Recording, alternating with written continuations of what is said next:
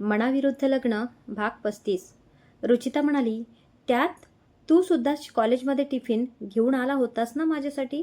आता घे पटकन, मला उशीर होईल जायला. विक्रमने गालात हसत तिच्या हातून टिफिन घेतला. तशी कंपनी छान आहे तुझी. रुची आजूबाजूला नजर टाकत बोलली. माझी नाहीये, RK इंडस्ट्रीची आहे.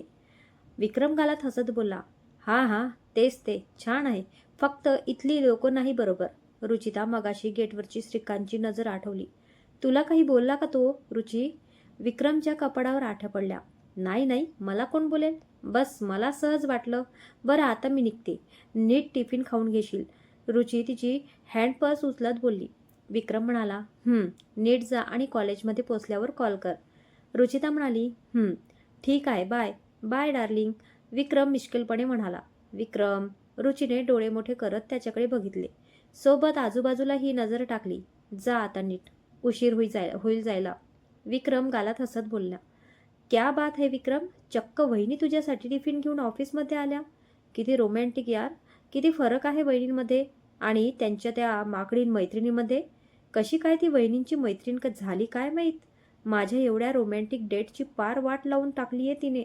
मला कधी भेटू दे, पुन्हा मी सोडणार नाही तिला. दीपक दात ओठ खात बोलला. विक्रमने आता त्याचे हसू खूप मुश्किलने कंट्रोल केले होते, कारण मगाशी त्याने सांगितल्यावरच तो पोट दुखेपर्यंत हसला होता. त्याच्या डिनर डेटची रोहिणीने खरंच फार वाट लावून दिली होती, एवढी की मोनिकाने आज त्याला ढुकूनही पाहिले नव्हते. डोंट वरी दीपक, तुला मोनिकापेक्षा चांगला लाईफ पार्टनर मिळेल बघ तू. विक्रम त्याला सास्वंत करत होता. संध्याकाळी विक्रम घरी आला. दादा, मी टूरला नाही जाणार, पैसे परत मागते मी सरांना. प्रिया जेवणाच्या टेबलावर बोलली. विक्रम म्हणाला, गरज नाही प्रिया, तू टूरला जात आहेस. पण दादा, मला नाही जायचे. मी प्रिया बोलत होती की. विक्रम म्हणाला, प्रिया, मी जाण्यासाठी नाही ओरडलो तुझ्यावर. तू मला न सांगता पैसे भरले म्हणून रागावलो होतो, कारण केरळ टूर काही जवळ नाहीये. त्यात 10 दिवसांसाठी जाते म्हटल्यावर मला थोडा विचार तर करावा हवा ना. तुझ्या टूर मॅनेज करणाऱ्या लेक्चरशी बोलणं झाल्यावर मी तुला होकार दिलाच असता. पण आता जाऊ दे, तुझ्या लाडक्या वहिनीने समजावले मला आणि ती बोललीही तुझ्या लेक्चरशी. मग आता मला काय प्रॉब्लेम असेल? जा तू टूरला. फक्त जाईपर्यंत आणि पोहोचेवरही कॉन्टॅक्टमध्ये राहा. हो दादा, प्रिया आनंदात उच्चारली. तिने खुशीतच रुचीकडे बघितले तर तीही खुश होती. तिने तिला डोळ्यांनी शाश्वती दिली. रुचिता रूममध्ये येऊन नेहमीप्रमाणे बॉडी लोशन लावत होती. तोच विक्रमचा मजबूत हाताचा विडका तिच्या भोवती पडला. थँक्यू सो मच रुची, माझ्या लाईफमध्ये येण्यासाठी, माझी वाईफ बनण्यासाठी आणि माझ्या कुटुंबाला सांभाळून घेण्यासाठी. त्या सर्व गोष्टींसाठी ज्या तू मला जाणव न देता माझ्यासाठी करतेस. विक्रम तिच्या उघड्या खांद्यावर ओठ फिरवत बोलत होता. विक्रम, तुला किती वेळा बोलतीये मी. हे कुटुंब. त्याच्या ओठांच्या स्पर्शामुळे वाढणारा श्वास कंट्रोल करत ती बोलत होती की तरीही थँक्यू. विक्रमने तिच्या उघड्या खांद्यावर मानेवर किस करतच तिला स्वतःकडे वळवले. त्याने तिला भाऊपाशात उचलून घेतले. रुचिता म्हणाली, विक्रम, मला तुला एक सांगायचं होतं. नंतर सांग. त्याने तिला बेडवर ठेवले आणि रूममधील लाईट ऑफ करून बेडवर आला. पण विक्रम, ती बोलत होती की त्याने तिचे ओठ स्वतःच्या ओठात बंदिस्त करून घेतले. पुढे रूममध्ये फक्त त्यांचे वाढलेले श्वासोच्छ्वास आणि तिचे मधुर हुंकार ऐकायला येत होते. दिवाळी जवळ आली होती, त्यामुळे रुचीने 2 दिवस कॉलेजमधून सुट्टी घेऊन घरची सर्व साफसफाई काढली. प्रियाही होती सोबतीला. निर्मलाला पायांचा त्रास असल्याने तिने त्यांना काही करूच दिले नाही. घरचा कोपरा न कोपरा स्वच्छ करून सर्व वस्तू नीट लावल्या. दरवाजांची आणि खिडक्यांचे पडदे बदलून नवीन पडदे लावले. तिने घरचा अगदी कायापालट केला होता. निर्मलाला खूप कौतुक वाटत होते तिचे. नाही म्हटले तरी तिला हे सर्व करायची सवय नव्हती. तिचे माहेरचे घर जरा मोठे असल्याने सर्व साफसफाई करायला बाई राहत होती. सुमनला तशीही या सर्वांची आवड नव्हती आणि हे रुचिताकडून करून घेण्याचा प्रयत्न केला तरी रुची काही तिचं ऐकायला गरीब काय नव्हती. तसेही रामरावांनी तिला हे सर्व कधीच करू दिले नाही. पण इथे आपल्यामुळे तिला हे सर्व करावं लागतंय याची निर्मलाला खंत वाटत होती. मनातच त्या स्वतःला गिल्ट फील करत होत्या. म्हणूनच त्यांना तिला हे सर्व करू द्यायचे नव्हते. पण ती ऐकायला तयार नव्हती म्हटल्यावर त्यांनीही तिच्यासमोर हार मांडली. तशी ही रुची स्वतःचं काही खरं करण्यात आणि स्वतःचा मुद्दा पटवण्यात पटाईत होतीच म्हणा. आज दिवाळीचा दिवस होता. पाटलांचं घर अगदी झगमगत होतं. रुचीने सर्वीकडे दिव्यांची आरास उजळवली होती. प्रियाने घराबाहेर छानशी रांगोळी काढली. प्रिये, नीट पकडून धर खुर्ची. मी पडलो तर तुला सोडणार नाही मी. सौम्य निर्मलाने सांगितल्याप्रमाणे घरातील सर्व दरवाजांना झेंडूचे हार लावत होता. पण एका दरवाजाला हार लावायला त्याच्या बडबडीमुळे त्याला अर्धा तास तरी लागत होता. आणि इकडे त्याच्यासोबत मदत करायला आलेली प्रिया मात्र पार वैतागून गेली होती. प्रिया म्हणाली, सौम्य, तू लवकर खाली उतर खुर्चीच्या. मी लावते दरवाजाचा हार. आतापर्यंत माझे सर्व दरवाजाला हार लावून झाले असते, तू बडबड केली नसती तर. सौम्य म्हणाला, तुला काय म्हणायचं आहे? तू माझ्यापेक्षा जास्त स्पीडने हार लावले असते. माझ्या कानाला तरी येतेस का तू एवढा उंच दरवाजाला हार लावायला? चुपचाप खुर्ची पकड नीट आणि let me concentrate on my work. Priya म्हणाली, let me concentrate on my work म्हणे. हार कमी लावतोय आणि बडबड जास्त करतोयस तू. तुझ्यापेक्षा जास्त स्पीडने तर माझे हार लावून झाले असते रे. उगाच तुला मदत करायला आले मी. हात दुखायला लागलेत माझे खुर्ची पकडू पकडू. जास्त बडबड करू नकोस प्रिये. तुझ्यापेक्षा मोठा आहे मी, समजलं? माझं तू ऐकायला हवं ना की तुझं मी? म्हणून गप्प बस आणि नीट खुर्ची पकडून ठेव. सौम्य बडबड करतच पुन्हा हार लावू लागला. अखेर खूप वेळाने त्याचे हार लावणे संपले आणि इकडे प्रियाने मोठा दिव्य पार पाडलं असा मोठा निश्वास सोडला. रुचीने यावेळेस मोठ्या उल्हासाने लक्ष्मीपूजनाची तयारी केली. कारण तिकडे घरी तिला हे सर्व करायला मिळत नव्हते. बाकी सर्व काम रुची करत असली तरी लक्ष्मीपूजनाची सर्व तयारी सुमन स्वतःच करत होती. त्याचं कारण म्हणजे सुमन तिला अपशकुनी मानत होती.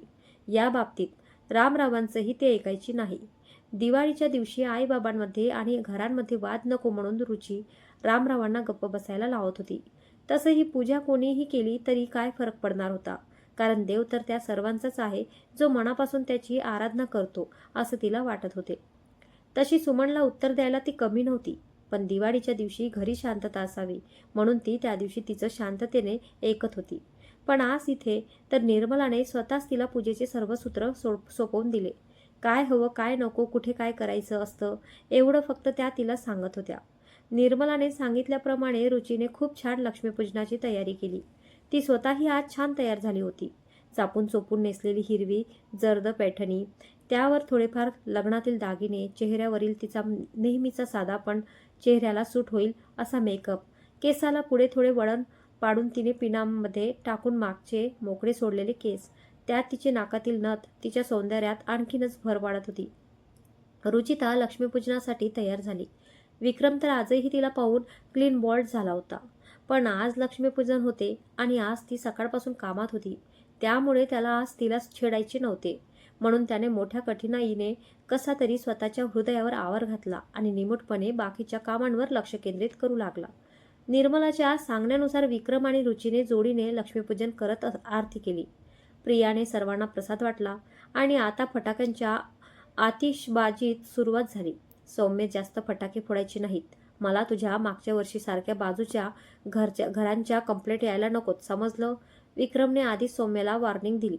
नाहीतर सौम्यचे फटाके म्हणजे आजूबाजूच्या सर्व घरांना कानदुखी आणि डोकेदुखी होती. भातश्री, मग मी सोहमच्या घरी जाऊ का फटाके फोडायला? त्याच्या घराचं पटांगण मोठं आहे. इथे मग माझ्या फटाक्यांच्या कोणाला काही त्रासही होणार नाही. काय म्हण?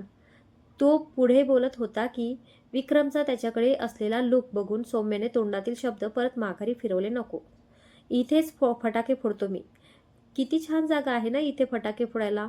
आता तर इथेच फटाके फोडेल मी, बघच तू. त्याचा लूक पाहून सौम्याने आपले शब्दच बदलवले. प्रिया सौम्याच्या बदलवलेला पवित्रा पाहून ओठ दाबून हसू लागली. सौम्याने तिच्याकडे रागीत कटाक्ष टाकला, पण तिने लक्ष दिले नाही. सौम्याने तिच्याकडे दुर्लक्ष करत आपले लक्ष फटाक्यांवर केंद्रित केले. त्याची आणि प्रियाची फटाक्यांची आतिषबाजी सुरू झाली. त्यांच्या सोबतीला शेजारची निकी होती. निर्मलाला या सर्वात आवड नसल्याने त्या त्यांना लवकर आत यायचं सांगून घरात निघून गेल्या. वहिनी, ये ना, आपण फटाके फोडूया. सौम्य आणि प्रिया दोघेही तिला फटाके फोडण्यासाठी बोलावत होते. रुचिता म्हणाली, नको सौम्य, मला भीती वाटते फटाक्यांची. तुम्ही फोडा, मी येथूनच एन्जॉय करते. मग त्यांनीही तिला जास्त फोर्स केला नाही. प्रिया, सौम्य आणि निकी मस्त फटाके फोडत एन्जॉय करत होते. विक्रम आणि रुची एका जागेवरच उभे राहून त्यांना बघत होते. फटाके ते फोडत होते, पण इकडे रुचीचा चेहरा बघण्यास लायकच होत होता. एखादा फटाका लावल्यावर तिचं घाबरून डोळे बंद करत होती आणि फटाका फुटल्याचा आवाज आल्यावर घट्ट विक्रमचा हात पकडत होती. असाच फटाक्यांचा मोठा आवाज आला आणि रुचीने डोळे बंद करून विक्रमचा दंड घट्ट पकडून ठेवला. विक्रमला तिचे हसू येत होते. एवढी फटाक्यांना घाबरत होती, पण तरीही ती आत जायला तयार नव्हती. रुची, विक्रम तिच्या घाबऱ्या घुबऱ्या चेहऱ्याकडे पाहत बोलला. अजून तिने त्याला घट्ट पकडलेलंच होतं. रुचिता म्हणाली, तू मला अशीच घट्ट पकडून राहशील तर मला स्वतःच्या भावनांवर कंट्रोल ठेवणे कठीण होऊन जाईल. तसंही आज मला तू तुझ्या सौंदर्याने पूर्त घायल करत आहेस. पण आज दिवाळी आहे आणि आज मला तसलं काही. तो पुढे बोलत होता की विक्रम. ती झटकन डोळे मोठे करून त्याच्यापासून बाजूला झाली. तो मिश्किलपणे गालात हसत तिच्याकडेच बघत होता. रुची म्हणाली, तुला खरंच जराही लाज शरम नाहीये विक्रम. कुठेही सुरू होतोस. आता तू एवढी सुंदर दिसतेस म्हटल्यावर त्यात माझी काय चूक आहे? स्वतःच्या मनाला आवर घातला तरी हे वेड मन आवरत नाहीये. काय करू? त्याच्या आवाजात मिश्किलपणा होताच. विक्रम, खरंच तू म्हणजे. तिला काय बोलायचे सुचेना. ती काही न बोलताच बाजूला त्याच्यापासून थोडी दूर जाऊन उभी राहिली. पण त्याने तिची स्तुतीही केलीये हे लक्षात येताच तिचे गोरे गाल क्षणात लाल झाले. पण त्याने तिची आणखी छेड काढली नाही. तो तिथेच उभा राहून गालात हसत होता. विक्रम, ये ना, आपण फटाके फोडूया. निक्कीने त्याला फटाके फोडण्यासाठी आवाज दिला. तसे त्याचे लक्ष निक्कीकडे गेले. पण इकडे रुचीच्या भोवया मात्र अकसल्या. तिला निक्की आताही आवडत नव्हती. नको नको निक्की, मला फटाके फोडायला आवडत नाही. तू फोड, विक्रम बोलला. तसा इकडे रुचीच्या आक्रसलेला भव्या पुन्हा सेल झाला. निक्की म्हणाली, असे कसे आवडत नाही? आधी तर आवडायचे. किती फटाके फोडायचं तू माहिती आहे? काका किती रागवायचे तुझ्यावर, तरी तुझे फटाके फोडणे थांबायचे नाहीत. आता एक तरी फटाका तू फोडायला हवा विक्रम. प्लीज ये ना. ठीक आहे, पण एकच फोडेल मी. ती एवढी विनवत होती पाहून तोही नाईलाजाने फटाके फोडायला तिथे गेला. आणि इकडे तो गेल्याने रुचिताचा चेहरा लालेलाल झाला. पण यावेळेस लाजेने नाही तर रागाने नाही म्हणता म्हणता विक्रमने बरेच फटाके फोडले. निक्कीने तर तिने आणलेले सर्व फटाके विक्रमकडे सोपवून दिले आणि आता ती फक्त विक्रम फोडत असलेल्या फटाक्यांचा आनंद घेत होती. थोड्या वेळाने विक्रमने रुचिता उभी असलेल्या जागेवर नजर टाकली तर रुची तिथे नव्हती. तिला तशीही फटाक्यांची भीती वाटत असल्याने ती आत गेली असेल असे त्याला वाटले. थोडा वेळ झाला तसा त्याने सौम्य आणि प्रियाला आवरते घेऊन आत यायला सांगितले. तोही घरात निघून गेला. सौम्य आणि प्रियाची तू मेमेत चालतच जेवण उरकले. आज सणाचा सर्व स्वयंपाक रुचीने बनवल्याने निर्मलाने तिचे विशेष कौतुक केले. विक्रमनेही कधी नव्हे ते तिच्या जेवणाची स्तुती केली. पण रुचीने त्याच्याकडे पाहिलेही नाही. आजचा दिवस खूप छान गेला ना? विक्रम रूममध्ये आल्यावर रुचिताशी बोलायला प्रयत्न करत होता. पण ती गप्पपणे आज घातलेल्या साडीची आणि त्याने साध्याच काढलेल्या कुर्त्या पायजाम्याची घडी घालत होती. जरा जास्तच आवडून घडी घालत होती. जणू ती रागात असावी. विक्रमला तिचं काय बी नसले तेच कळेना. पुरणपोळ्या छान झाल्या होत्या. तो पुन्हा काहीतरी बोलायचा निमित्ताने बोलला, पण ती गप्पच. तिने घडी केलेली साडी आणि कुर्ता पैजामा कपाटात ठेवला आणि कपाट लावून मागे वळली तर मागेच उभ्या असलेल्या विक्रमला जाऊन धडकली. पण ती त्याला काहीच न बोलता त्याच्या बाजूने जात होती की विक्रमने तिला हात धरून जवळ ओढले. विक्रम म्हणाला, रुची, काय झालंय? कुठे काय झालंय? रुची त्याला सेल झालेला हात सोडवून जात होती की विक्रमने त्याचा पकडलेला हात आणखी घट्ट केला. विक्रम म्हणाला, मग बोलत का नाहीयेस तू? रुचिता म्हणाली, मी कशाला बोलायला हवे? जाऊन त्या निर्लज्ज चिपकूपालीशी बोल ना. व्हॉट? कोणाशी बोलू? विक्रम गोंधळून बोलला. कारण त्याला रुचीने निक्कीचे निर्लज्ज चिपकूपाल म्हणून केलेले नामकरण माहीतच कुठे होते. रुचिता म्हणाली, त्याच निर्लज्ज चिपकूपालीशी जिच्यासोबत तू मगाशी मोठा हसत हसत फटाके फोडत होतास. मगाशी मी फटाके? तो विचार करत बोलत होता की अगं रुची, मी फटाके निक्कीसोबत फोडत होतो. तू म्हणतेस त्या कोणत्याही पालीसोबत नाही. तो तिला सांगत होता की एक minute Ruchi, do you feel jealous? आता त्याच्या लक्षात आले तसे त्याने गालात हसत विचारले. रुची म्हणाली, नाही, मी का जडू? रुची, आता खोटं बोलू नकोस. तुझ्या डोळ्यात साफ दिसतंय आणि आता तूच बोललीस ना, म्हणजे तुला माझे तिच्यासोबत फटाके फोडायला जाणे आवडले नाही. याचा अर्थ हाच होतो की यू फील अनसेक्युअर्स. विक्रम त्याच्या गालातील हसू वाढवतच होते. आणि असं काहीच नाहीये. बस मला ती आवडत नाही. आली की सतत पालीसारखी तुझ्या मागे पुढे करत असते. तुझं लग्न झालंय हेही तिला कळत नाही. एवढी निर्लज्ज मुलगी तर मी अजून बघितलेली नाहीये. आणि तूही तिला मागे पुढे करू देतोस. तिला एक कळत नाही, पण तुला तर कळतंय ना तुझं लग्न झालंय ते, की तुलाही आवडतं तिचं तुझ्या असं मागे पुढे करणं. रुची आता चिडायला आली होती. तिच्यातील असा पॉझिटिव्हनेस विक्रम पहिल्यांदाच बघत होता. त्याला तिचे हसायला येत होते. त्याने तर कधीच निक्की विषयी असा विचारही केला नव्हता, पण आता तिचं ऐकून तिला चिडवायचं कारणच भेटलं होतं. विक्रम म्हणाला, पण तशी छान आहे ना ती, मला सूट झाली असती नाही. त्याचा ऐकून तर ती अजूनच चिडली. हो का? मग करायचं होतं ना तिच्याशीच लग्न, माझ्याशी का केलंस? छान सासर माहेर जवळच झालं असतं, तुलाही जाता येता आलं असतं आणि तिलाही. रुची रागाला आली होती. हो ग, पण आधी माझ्या ते लक्षातच नाही आलं. नाहीतर मी तिच्याशीच धागा सेट केला असता. पण आता काय फायदा? विक्रमला तिची खेचण्यात आणखी मजा येत होती. हो का? मग आता ही वेळ नाही झालाय. देते मी तुला डिवोर्स, मग तू खुशाल. ती बोलत होती की रुची त्याचा आवाज चढला. तशी ती दचकली. कुठली गोष्ट कुठेही नेतेस? कशाचं काही नसताना कुठलीही गोष्टमध्ये आणतेस? निक्कीशीच लग्न करायचं असतं तर तुझ्या प्रेमासाठी तेव्हा एवढा रडत नसतो बसलो ना, समजलं? तो रागात बोलला आणि सरळ बेडजवळ जाऊन त्यावर पडला. रुची क्षणभर घाबरलीच त्याला, पण तिची चुकीही तिला लगेच लक्षात आली. तिने डिवोर्स मागितल्यावर मागे त्याला किती त्रास झाला असेल याची तिला जाणीव होती. त्यात त्याने तर डिवोर्स पेपर साईन केले होते. तेव्हा होणाऱ्या यातना तर केवळ त्यालाच माहीत होत्या आणि तिने आता पुन्हा डिवोर्सचा विषय काढून त्याला त्या त्रासाची आठवण करून दिली होती. पुन्हा तिच्यासोबत डिवोर्सचा तर तो विचारही सहन करू शकत नव्हता. ती दबकतच त्याच्याजवळ आली आणि बेडवर पडली. विक्रम दुसऱ्या कडेवर झोपला होता. आय एम सॉरी विक्रम, ती त्याला मागूनच बिलगत त्याच्या गालावर गाल घासत बोलली. तो काहीच बोलला नाही. विक्रम, सॉरी ना. तू म्हणतोयस तशी मी मंद आहे खरंच. मला नाही कळत कधी कधी काय बोलायचे ते. बोलून जाते आणि मग पश्चाताप करत बसते मी. सॉरी ना. रुची तिचा हात त्याच्या छातीवर फिरवत बोलत होती.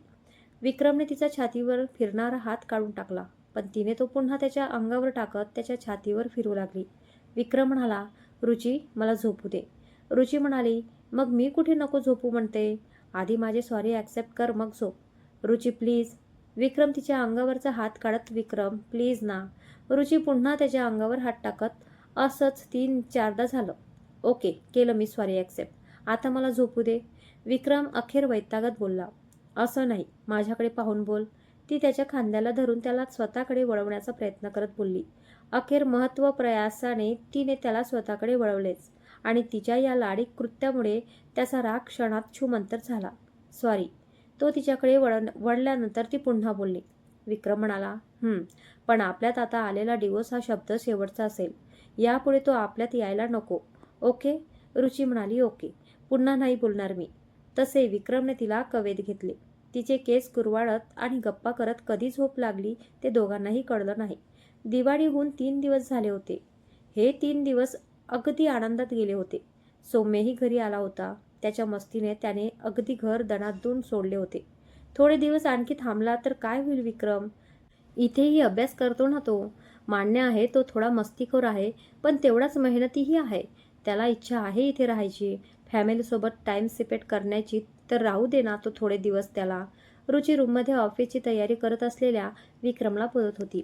सध्या फॅमिलीसोबत टाईम स्पेंड करण्यापेक्षा त्याचा अभ्यास महत्त्वाचा आहे रुची, आणि मी त्याच्या अभ्यासाच्या बाबतीत कोणाचंही काहीच ऐकणार नाही. तो इथे किती आणि कसा अभ्यास करतो मला माहीत आहे, म्हणून त्याचे इथे न राहणेच बरे आहे. विक्रम वॉच लावत बोलला. मी सांगते ना विक्रम, तो इथेही. रुची बोलत होता की तुला सांगितलं ना रुची, मला त्याच्या अभ्यासाच्या बाबतीत कोणाचंही काहीच ऐकायचं नाहीये. विक्रम काहीच शब्दावर जोर देत बोलला. रुचीने सुस्कारा टाकला. त्याला यासाठी समजावून काही फायदा नव्हता, कारण तो बाकी सर्व ऐकून घेईल, पण सौम्य आणि प्रियाच्या अभ्यासाच्या बाबतीत काहीही ऐकत नाही एवढं तर तिला आतापर्यंत कळलं होतं. नीट जा सौम्य. पोहोचल्यावर विक्रमला कॉल कर. निर्मला एक एक सूचना त्याचे कपडे बॅगमध्ये पॅक करत होती. अगं बाई, दिवाळीच्या फराळाचं काही दिलंच नाही मी यात. सौम्य, तू काही राहिलंय ते भरभर यात, मी दिवाळीचं आणते बांधून. निर्मला बोलत किचनमध्ये गेल्या. रुची सौम्यच्या रूममध्ये आली. काय बोलला वहिनी दादा? सौम्यने रुचीला बघताच उत्सुकतेने विचारले. रुची म्हणाली, सध्या तुझा अभ्यास महत्त्वाचा आहे सौम्य, आणि तुला माहीत आहे ना तुमच्या अभ्यासाबाबतीत तो किती सिरियस आहे ते. सौम्य चेहरा पाडून समानाची भरसर करायला लागला. त्याचा चेहरा बघून रुचीला वाईटच वाटलं. रुची म्हणाली, सौम्य, तुलाही माहीत आहे ना तुझा इथे अभ्यास होत नाही ते. तू स्वतः हे मान्य करतोयस. फक्त एक्झाम होईपर्यंतच. एक्झाम नंतर तू घरी आल्यावर तुला तो कसा हॉस्टेलला पाठवतो ते मी बघतेस. मग महिना झाल्याशिवाय मीच तुला पाठवू देणार नाही, त्याला बघ. पण सौम्य, सध्या पेपरवर कॉन्ट्रॅक्शन कर. हे सेमिस्टर किती महत्त्वाचे आहे आणि माहीत आहे ना तुला. हो वहिनी, मला कळते. दादाचं पण बरोबरच आहे. सौम्य खूप समजूतदारपणे बोलला. काही वेळाने तो सर्वांना बाय करून हॉस्टेलला निघून गेला. तो जाताना निर्मलाने खूप मुश्किलने आपले अश्रू थोपवून धरले. मी खूप मस्त आहे वहिनी. आत्ताच वायनाड सिटीला टच झालोय. इथल्या रिसॉर्टला निघालोय. तू, आई, दादा कसे आहेत सर्व? प्रिया तिच्या टूरला आली होती. रुची म्हणाली, आम्ही पण छान आहेत प्रिया. कधी पोचलीस? कॉलही नाही केलास तू. तुला सांगितलं होतं ना तिथे पोचल्यानंतर लगेच कॉल कर म्हणून. सॉरी वहिनी, पण इथे नेटवर्कच नव्हतं. नाहीतर मी पोचल्या आधी दादाला कॉल करणार होते. आता कुठे नेटवर्क मिळालंय. मी कॉल करणारच होते की तुझा कॉल आला. बरं झालं आता तरी तुझा कॉल लागलाय ते. नाहीतर तुझ्या दादाने बोलून बोलून माझे आणि आईचे कान खाल्लेत तुझा कॉल लागत नव्हता तर. रुचीने हसत सांगितले. सॉरी वहिनी, प्रिया बारीक आवाजात बोलली. अगं वेडे, सॉरी काय त्यात? नेटवर्क नव्हतं त्यात तुझी थोडी चूक आहे. दादा कुठे आहे वहिनी? त्याला दे ना फोन. अगं तो तर आता ऑफिसला असेल. मी सांगते त्याला तुला कॉल करायला. नको वहिनी, मी करते त्याला कॉल. आई कुठे आहे? रुची म्हणाली, आई पण मेसवर गेलाय. आल्या नाहीत अजून. मी एकटी बोर झाले इकडे. कधी कॉलेज सुरू होते असं झालंय मला. दिवाळीच्या सुट्ट्या लांबतच चालल्यात. प्रिया म्हणाली, तू माझ्याच कॉलेजवर लेक्चर हवी होतीस वहिनी. आपण आता सोबतच टूरला आलो असतो. मग किती मज्जा आली असती ना. दादालाही टेन्शन नसतं तू माझ्यासोबत आहेस म्हणून. रुची म्हणाली, मग तर त्याने नक्कीच जाऊ दिलं नसतं प्रिया. 2च दिवस झाले तुला जाऊन, तरी तो सैरभैर झालाय. अशात दोघींना कुठे पाठवलं असतं. आणि एवढे 2 दिवस कॉल लागला नसता तर दुसऱ्या दिवशी कसलाही विचार न करता जिथे आपण आहोत तिथे पोचला असता तो. हसतच बोलली. तसं नक्कीच झालं असतं वहिनी. प्रियाही हसत बोलली. बरं प्रिया, मी ठेवते आता कॉल. तू छान एन्जॉय कर पूर्ण केरळ, आणि कॉल करत राहा. ओके? ओके वहिनी, बाय. मी दादाला कॉल करते आता. Okay bye. रुची कॉल ठेवून तिच्या अभ्यासाला लागली. दिवसावर दिवस जात होते. विक्रम त्याच्या ध्येयासाठी आता झपाटून भिडला होता. RK कंपनीजमध्येही त्याचा बाकी एम्प्लॉईजपेक्षा जरा जास्तच बोलाबोल होता. कारण होते त्याची मेहनत आणि बिझनेसमधली हुशारी, जी कधी कधी कुस्करलेलाही आवक करत होती. यामुळे लवकरच कुस्करनेने त्याचे प्रमोशन करून त्याला कंपनीच्या प्रोजेक्ट संबंधीच्या निर्णयामध्ये आपले मत मांडण्याचा अधिकार दिला होता. अर्थातच श्रीकांत कुस्करे त्याच्या प्रमोशनसाठी मुळीच सहमत नव्हता. पण वडिलांपुढे त्याचे चालले नाही. कुस्करे आपल्या मुलाच्या बिनबुडाच्या हेक्यापायी कंपनीचं नुकसान करू शकत नव्हता. विक्रम सोबतच बाकी 2-3 असलेले महत्त्वाचे एम्प्लॉई कंपनीला टिकून नसले तर RK इंडस्ट्रीज नक्कीच नवनवीन यशोशिखरे गाठेल हे त्यांनी आपल्या दूरदृष्टीने ओळखले होते. पण विक्रमला एक एम्प्लॉईपेक्षा जास्त महत्त्व ते नक्कीच देणार नव्हते. यामागेही त्यांची दूरदृष्टीच होती म्हणा. त्यांना शेवटपर्यंत विक्रमला आपला गुलामच ठेवायचे होते. पण आपला हुकूमही एका बनवून. पण विक्रमचं दिवसेंदिवस वाढणारा सक्सेस पाहून कंपनीतील बाकी एम्प्लॉईज त्याचे शत्रूही होत होते. ज्यात कुस्करेचा पुत्र श्रीकांत कुस्करे अग्रेसर होता. इकडे विक्रमची या प्रमोशनला धरून मानसिकता थोडी वेगळी होती. त्याच्या माइंडमध्ये पुढचा आराखडा बांधला जात होता, ज्याची कल्पना अजून तरी कोणालाच नव्हती. ही कंपनी किंवा पद भलेही खूप मोठे नव्हते, पण त्याला या कंपनीमधून त्याच्या भविष्यासाठी हवी असलेली गोष्ट मिळत होती, जी त्याच्या भविष्यातील एका खूप मोठ्या निर्णयासाठी उपयोगी ठरणार होती. त्यामुळे तोही जीव तोडून या कंपनीसाठी मिळणाऱ्या प्रत्येक प्रोजेक्टसाठी मेहनत करत होता. यामुळे त्याला कंपनीतील अनुभवी व्यक्तींकडून बिझनेसमधले बरकावे शिकण्यासही मदत होत होती. हे वेगळेच. विक्रमचे प्रमोशन झाले कळताच रुचीने आनंदाने सर्वात आधी रामरावांना कॉल केला. त्यांच्या विक्रमच्या बाबतीत असलेला दृष्टिकोन तिला बदलायचा होता. तिच्या बोलण्यातूनच तिचे विक्रमवरचे प्रेम त्यांना दिसून येत होते.